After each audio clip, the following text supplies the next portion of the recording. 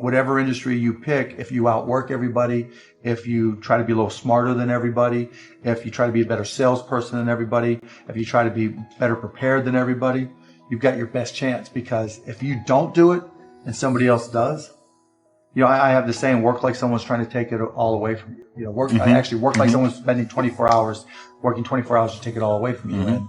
And that's kind of the way I look at it. What would you say is the number one reason why people fail? Lack of brains, lack of effort. Lack of brains, lack of effort. Yeah, they don't do the work. They don't learn, when you walk in the room, when you start a business and you start to talk about somebody, you're never in a vacuum with no competition, unless you're just extremely lucky. And if there's going to be competition, that means somebody else knows your business as well as you do when you get started. And if you're walking through a competitive environment and they still know more about the business than you do and more about your customers, you're going to lose. But most people don't consider that. They don't do the work. They don't learn more about their industry. They don't know even about their business. And so you've got to put in the effort to know more about your industry than anybody else. And that's the brains part, and that's the effort part as well. Because look, if you're competing with me, you better know what you're doing. Otherwise, I'm going to kick your ass, and you're not going to outwork me. And so, the combination is usually what kills businesses early on more than anything. You could, within a 5-10 minute interview, say, this dude's not going to make it as an entrepreneur.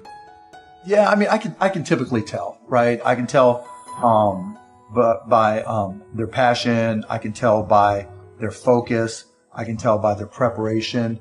There's a whole realm of things in any business. Here's the business you're in, and here's 1,000 things that influence whether or not you're going to be successful.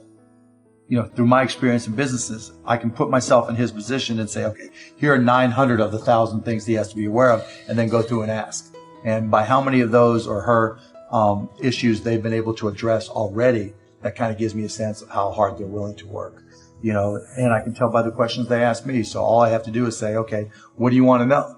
And, when they start saying, what should I do? They ask you. Yeah, and that's fine, right? And I want them to ask questions, but, people like to say, the only stupid questions are the ones you don't ask, and that's not right? Because the questions you ask tell whoever more about you than anything else you do. Because in particular, it tells me about your preparation. If you ask me questions about just basic things that you should have known and you should have down to a science, that's going to disqualify you almost more than anything. If you're not always learning, to this minute, if I'm not continuously learning, if I'm not just absorbing as much as I can absorb, someone else is going to kick my ass, right? So you talk about paranoia. The greatest source of your paranoia should be knowledge. If someone else knows more than you do, and if you're not learning, if you don't know how to learn, if you don't have a thirst for learning and acquiring information, you're SOL. Do you think there needs to be a healthy level of paranoia? Oh, absolutely. There needs to be. Oh, yeah. I mean, I always say, for every one of my businesses, I said, what would I do to kick my own ass? You're right. So whatever business you have, there's somebody trying to put you out of business. There's somebody trying to take a bite out of your business. And it's better for you to figure out how they're going to do it rather than they do it. And so, yeah, that's being paranoid. And so you have to be paranoid. You have to anticipate other people's next moves, and you can't ever, downplay the competition. I was at a business plan competition this morning at a college, and they were kind of being dismissive of the competition. And so you can't ever do that. They're out there trying to take you down, and they're not just going to sit still. And if you're good, really, really good, you're going to inspire them to work even harder, faster, better.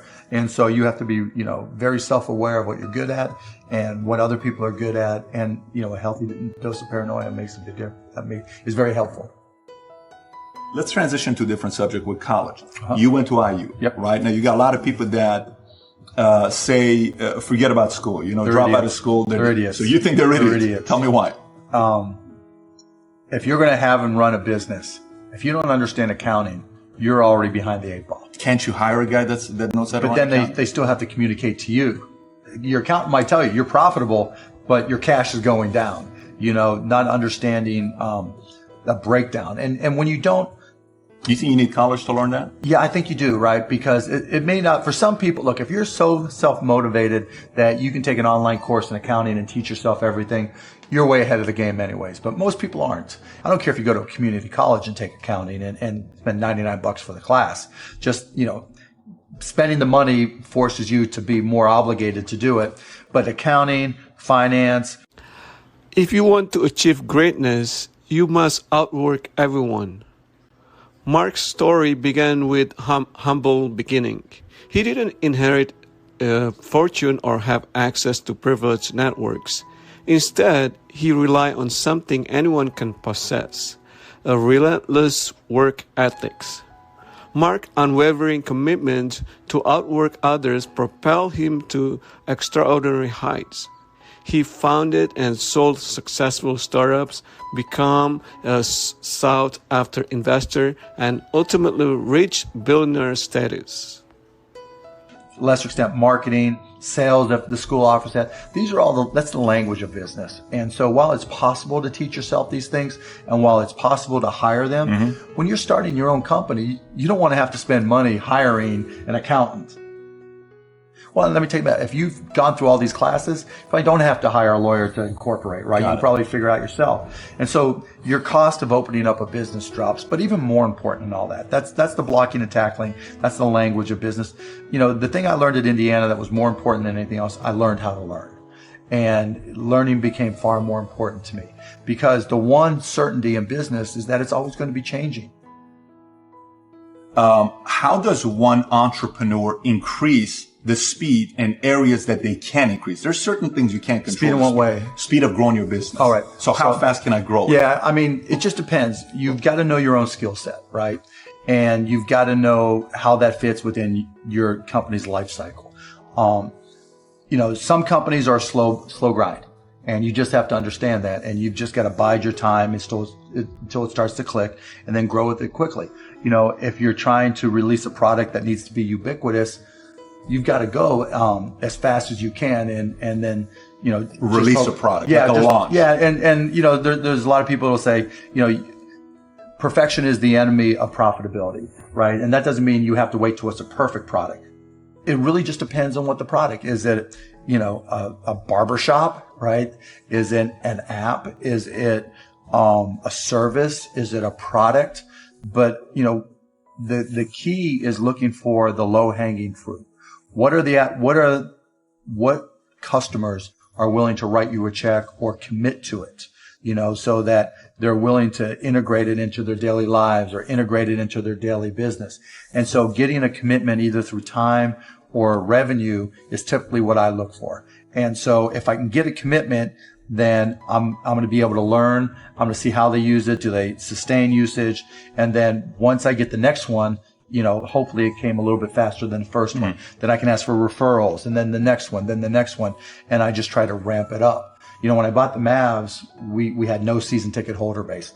And so literally it was a matter of just putting a list of former season ticket holders in a white pages back then, you know, on my desk next to my phone and making phone calls. You? Yeah, me. Yeah, because if I'm not going to do it, how can I expect someone else to do it, right? So just get on the phone. Hey, this is Mark Cuban. I'm the new owner of the Dallas Mavericks. You know, I'd like to invite you back for again. It's not though. This is my business. But you can't get regular sales guys who sometimes make those calls once they get to a quarter. You're a guy that's a billionaire. You're making those calls. But that's all, you know, and that's fine and good, right? Because everybody's got their own goals, right?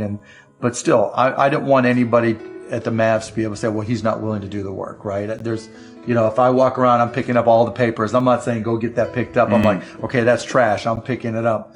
But in terms of speed of growth, it's really, you got to get that first customer first. And then when you get that first, what did you learn? Reiterate, get that next customer. And then hopefully as you learn more and more through the process, then the next one comes by even faster. You know, alluding to it earlier about entrepreneurs being born or built, you know, and I think I knew I was wired to be excited about business. How or why, I don't know. But, you know, and there's certain guys that have the genetics to jump out of the gym, right? There's certain guys, you know, that, you know, when they golf, they have the muscle memory and the discipline. You know, Dirk Nowitzki may not be the most talented guy in the NBA, but his discipline and his focus to do what's necessary to be successful, he's willing to do, and combine it with being 7 feet tall and being skilled, you know, it makes him an amazing basketball player. So it's understanding what your skill set is, finding the right place to use those skills, and then going for it. You know, will that make you $250,000? It depends if you pick the right industry. You know, I started my first business when I was 12. I was buying and selling baseball cards, buying and selling stamps, anything I could do to make money, I was hustling and trying to do. So I was into business, but I not so much where it was all my friends were into it with me, so they wouldn't know.